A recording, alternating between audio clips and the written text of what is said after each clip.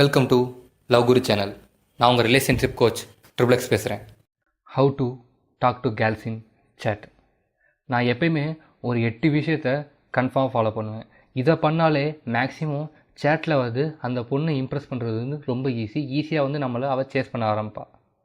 அதில் நம்பர் 1 விஷயம், first powerful text. இந்த ஒரு டெக்ஸ்ட்டு போதும், நீங்கள் எப்படிப்பட்டவர், நீங்கள் இன்ட்ரெஸ்ட்ஃபுல்லாக, ஜாய்ஃபுல்லாக, ஹாப்பியாக, போரிங்கான்னு ஈஸியாக கண்டுபிடிச்சிடலாம்.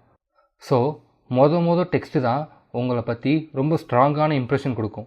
நான் எப்பயுமே ஃபஸ்ட்டு டெக்ஸ்ட்டை ரொம்ப லிட்டில் காம்ப்ளிமெண்ட்டாக கொடுப்பேன். லைக், அன்றைக்கி நீ நாயை பார்த்து பயந்தல, அப்போ ரொம்ப க்யூட்டாக இருந்த அப்படின்னு மெசேஜ் போடுவேன். இந்த மெசேஜ் என்ன சொல்லும்னா, நான் அவன் மேலே இன்ட்ரெஸ்ட்டில் இருக்கேன், பட் அவளை சேஸ் பண்ணலை அப்படின்னு சொல்லும். ஸோ எப்பயுமே இந்த மாதிரி காம்ப்ளிமெண்ட்டாகவே ஃபஸ்ட்டு டெக்ஸ்ட்டை ஆரம்பிங்க. இது உங்கள் மேலே ஸ்ட்ராங்கான இம்ப்ரெஷன் கொடுக்கும். Rule number 2, never text here immediately. பொண்ணுங்களுக்கு எப்பயுமே உடனே ரிப்ளை பண்ணாதீங்க. Be random. உடனே ஒரு ரிப்ளை, 3 மினிட்ஸ்க்கு அப்புறம் ஒரு ரிப்ளை, 3 மணி நேரத்துக்கு அப்புறம் ஒரு ரிப்ளை, 1 ஹவருக்கு அப்புறம் ஒரு ரிப்ளை. போய் ஃபஸ்ட்டு உங்கள் வேலையை பாருங்கள். உங்கள் வேலையை முடிச்சுட்டு நீங்கள் எப்போ ஃப்ரீயோ அப்போ பார்த்துட்டு அவள் மெசேஜுக்கு ரிப்ளை பண்ணுங்கள். ஏன்? பிகாஸ் அவளுக்கு தெரியணும், அவள் உங்களோட ஃபஸ்ட்டு ப்ரியாரிட்டி கிடையாது, நீங்கள் பிஸி கை அப்படின்னு அவளுக்கு தெரிஞ்சாதான் அவள் உங்களை லவ் பண்ணுவாள். நீங்கள் டக்குன்னு ரிப்ளை பண்ணிங்கன்னா நீங்கள் நீடினஸ் காமிக்கிறீங்க.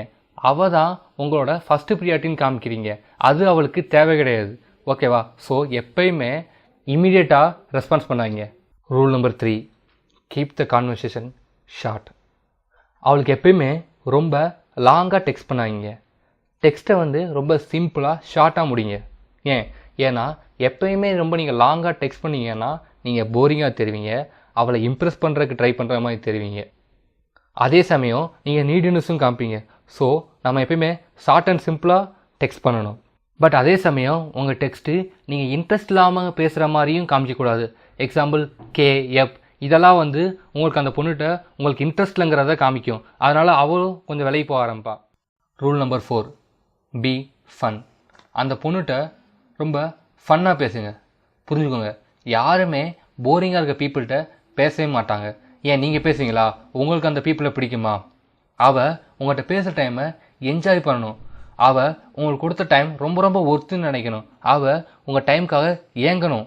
இப்படி இருந்தால் தான் அவள் உங்ககிட்ட ரொம்ப ரொம்ப அட்ராக்ட் ஆவா. Rule number 5, pointless text. இதுதான் இருக்கிறதுலே பொண்ணுங்களுக்கு number 1 turn off. Hi, how are you, என்ன சாப்பிட்ட, இன்றைக்கி என்ன தொட்டுக்கு சட்னியா?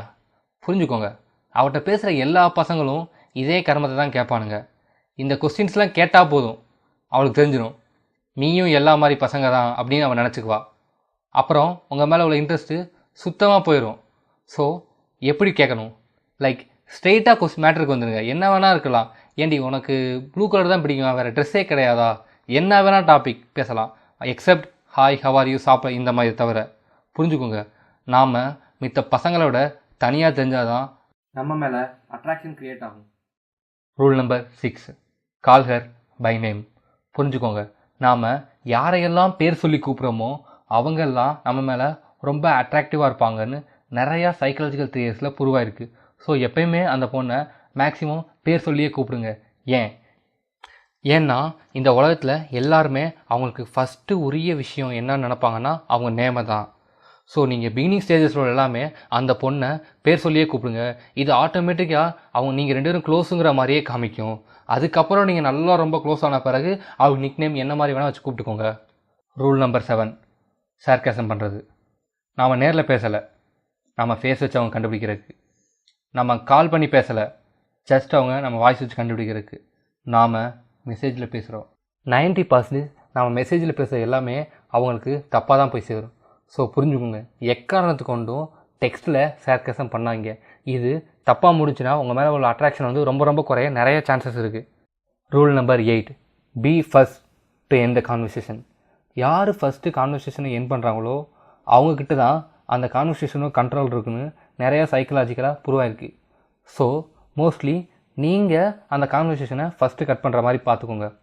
கான்வர்சேஷன் ரொம்ப நேரம் போயிட்டுருக்கு, போரிங்காக போகிற மாதிரி இருக்குது, பட் ஸ்டில் நீங்கள் அவள் வைக்கிறதுன்னு சொல்லி தயவு செய்து டயத்தை வேஸ்ட் பண்ணுவாங்க. தேவையில்லாமல் மொக்கையாக போச்சுன்னா உங்கள் மேலே உள்ள அட்ராக்ஷனாக அது குறைக்கும். ஸோ ஒரு லிமிட்டை தாண்டி போர் அடிக்கிற மாதிரி போச்சுன்னா தயவுசெய்து ஒர்க் இருக்குன்னு சொல்லி டக்குன்னு கட் பண்ணிடுங்க. ஸோ மோஸ்ட்லி இந்த 8 ரூல்ஸில் எப்பயுமே தப்பு பண்ணிடுறாங்க. இதை எப்பயுமே நீங்கள் கரெக்டாக பண்ணிங்கன்னா உங்கள் மேலே உள்ள அட்ராக்ஷன் வந்து ரொம்ப ஹையாக இன்க்ரீஸ் ஆகும்.